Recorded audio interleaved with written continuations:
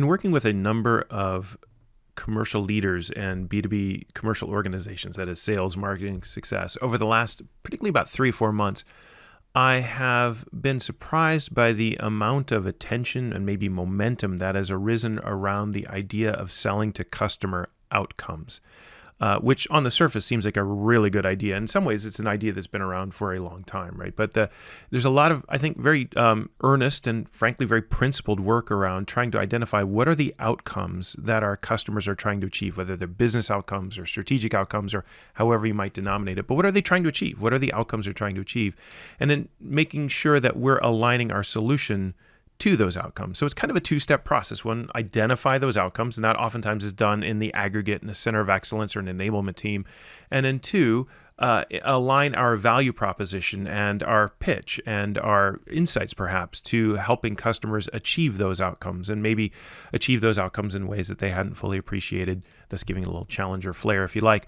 But I think as I think about this, I struggle with it a little bit, not because it isn't right or doesn't feel right, because I think actually it's 100% right, but it has within it, usually as I unpack these approaches that most companies are pursuing around customer outcomes, there's a number of implicit assumptions built in that need to, I think, actually be made explicit and sort of taken apart and examined, because each one of those dimensions that are implicit offer opportunities really, or surface area for more differentiation, for more guidance, for more framework making. And to start with, and essentially, this is an aggregate of a number of breakdown videos I've done in the past, because picking up on what I just did recently, the starting point is when you identify customer outcomes, there's two problems there already. Number one is, do customers actually know their outcomes, right? So, and what I mean by that is, when we talk about outcome, which is sort of this monster noun in aggregate, and we talk about the customer, which is also sort of this aggregate monster noun, but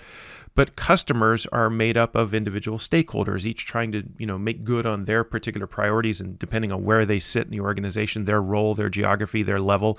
And then there's outcomes, are really sort of the aggregate of a series of smaller outcomes, right? So to try to unpack that and make sure that there's alignment inside the customer organization across those individual stakeholders around, all right, what are you trying to achieve? And what are you trying to achieve? And what are you trying to achieve? What's the outcome that matters most for you? And making sure that either they all agree on the same outcome or that their individual outcomes ladder up to a higher level outcome that everyone can agree on. So just by identifying what the outcome could be, I think there's a lot of due diligence that needs to happen around, do they agree? And do they agree not with you, but do they agree with each other, which is so much more critically important? And is our articulation the same? Because those articulations really matter. It's like, I agree on that outcome, but I would do it this way. So getting customers aligned around their outcome, that's problem one. Problem two is, are they right? So this is one I talked about really recently, is like, don't always assume that your customer is right. In identifying that as their outcome and maybe laddering up and finding that aggregate definition,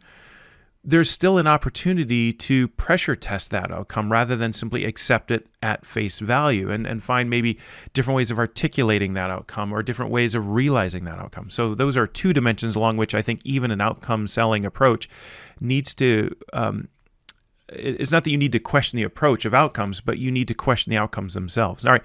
Now, even there, though, I think there's a series of questions that we can address and help our customers address that become critically important in order to help us in our second objective, which is align our solution to those outcomes. So, and I've talked about this in the past in terms of 5 dimensions. So objectives, tactics, metrics, targets, timelines, because each one of those outcomes can be exploded, as it were, into a series of questions. The first question I think is critically important is, okay, that's your outcome you're trying to achieve, but why?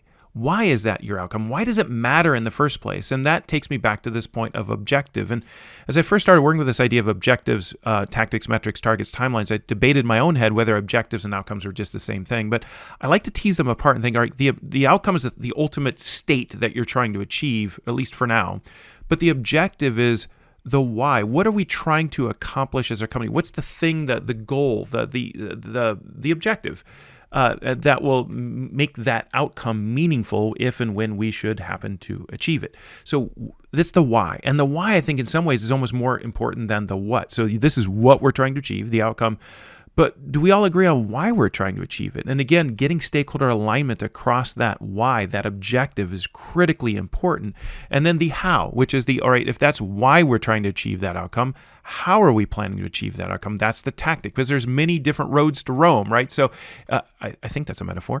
But in any case, so lots of different ways to get to that outcome and achieve that objective, but which are the ones that we want to focus our time and our resources on, such that we all agree that that's the right road to go down. And once we agree on that right road, that set of tactics, what is the right set of metrics? How are we going to measure our progress? How are we going to know when we get there? That's the targets. And how long should that take? That's the timeline. None of that is necessarily figured out just by identifying the outcome your customer is trying to achieve. So yes, here's their outcome, but all that's still on the table as up for grabs and up for debate and up for subject to your help and guidance in guiding customers to figure out, to understand that outcome in a better way. And by the way, just for extra credit, it's not just that you can help your customers understand that outcome and through that are we agreed and why are we doing this and how are we going to get there and win and all that, but then to equip them with the ability to encapsulate all that into a narrative, into a story that they can then share with the rest of their organization, with their colleagues, such that everyone is on the same page. This is, for what it's worth, what we do at Ecosystems, why I'm so excited about the platform, because if you're looking for how would I capture all that into a single place, that's quite literally what the Ecosystems platform is designed to do. It's a place to not only identify and capture those outcomes, but also to provide guidance and even challenge customers on those outcomes. Like, here's what other companies are doing in similar situations, and then break that down into objectives and tactics and metrics and targets and timelines, and then align everyone in the stakeholder buying group across those, and not just the buyer group, but the PMO or the project management office that's going to install that solution, and then the ultimate end user group that's going to use that solution, because they're the ones who will decide whether they renew and expand on that. So it's a lot of moving parts, right? It's you start with just sell to outcomes, yes. And then you start breaking it all apart, and it's like layer after layer after layer of the onion, and you think, how am I going to manage all that?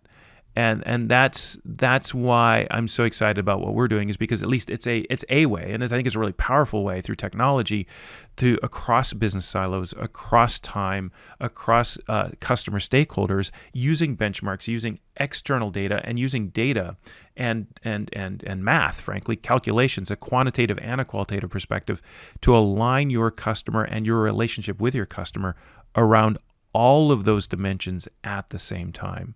So while I don't disagree, I think that's fancy for saying I agree. I agree that selling to customer outcomes is valuable, is smart, is a good thing to do, but only with the massive caveat that it only really works, I think, if you can take that outcome and break it down into its component parts and accomplish alignment among stakeholders and between those stakeholders and you around all those other dimensions at the same time.